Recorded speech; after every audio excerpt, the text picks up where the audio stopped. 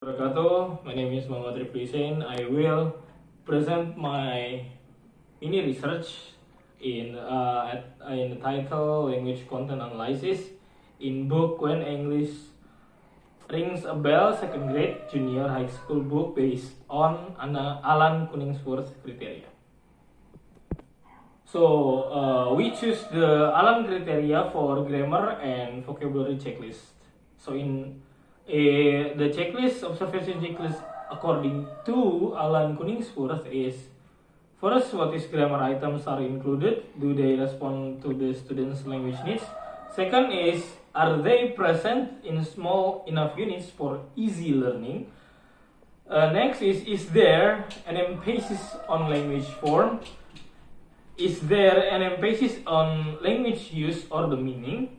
Next is, how balanced is the treatment of form and use for the book? Next is, are they newly introduced related to the items that already familiar to the students? And the last one is, where our grammatical form has more than one meaning, like present continuous and another present, and all the relevant meanings taught in this. So, in my findings on the checklist grammar based on Alan Kuningsworth is, this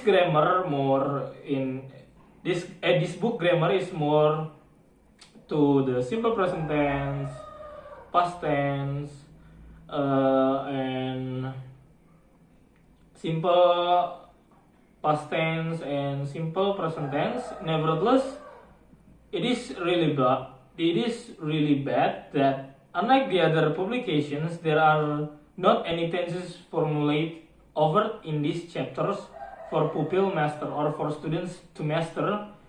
So each chapter in this book is presented in a unique way that includes more dialogue.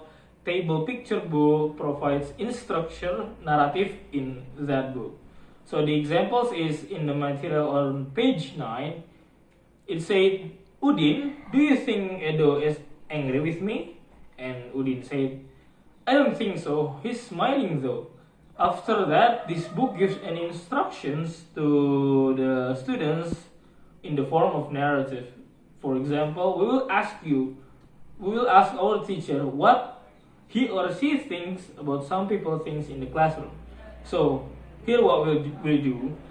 And the first thing, we will listen carefully examples, and the second, we will repeat the example after him or after the teacher said. Then we will ask our teacher what he or she thinks about some people things in the classroom. We will say a sentence loudly, clearly, correctly in the essence of this book. And this book presents information and the instruction, more basic syntax, and there is no explanation in this syntax and the formula in each chapter. So this conversation provides relatively to the familiar to the students, the general ways. And the language used in this book also not too difficult and it's really simple. In this book is just lack of presentation of grammar, and this book is pretty helpful for the students. Next is checklist for vocabulary 1. There are many checklists in this vocabulary. First, vocabulary learning material included in its own right. How much the vocabulary is taught? Is there any principle basis for the selection vocabulary? Is there any distinction between active and passive vocabulary in this criteria of Alan Kuningsworth? Is vocabulary present in structure or purposeful way? Next, are learners synthesized to the structure lexicon through vocabulary learning? And the exercise. Next is semantic relationship, formal relationship, collocations, situation-based word group, and does the material enable the students to expand their own vocabularies independently by helping them to develop their own learning strategies? So, in my findings from this book is, this book does not emphasize the vocabulary to the pupils. In the fact, the researcher claims that it only briefly introduced the new words while focusing more on teacher's reader how to use a dictionary. Like on page 88 example is a new terminology are provided as descriptive text, like monkeys are clever. As monkeys are clever mammals that can solve the problem and hold things in their hand.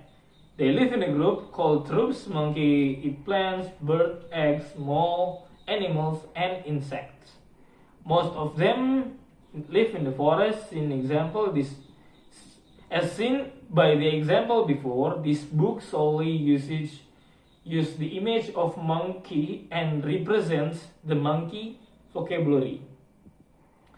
On the other words, this is not described or explained why.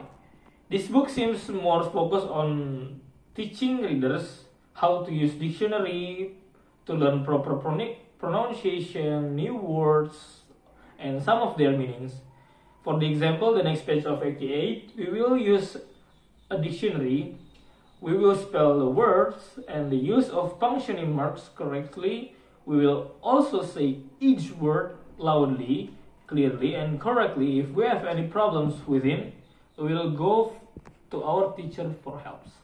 Okay, I think that's all the findings from me. I'm so sorry if I'm mistaken. Wassalamualaikum warahmatullahi wabarakatuh.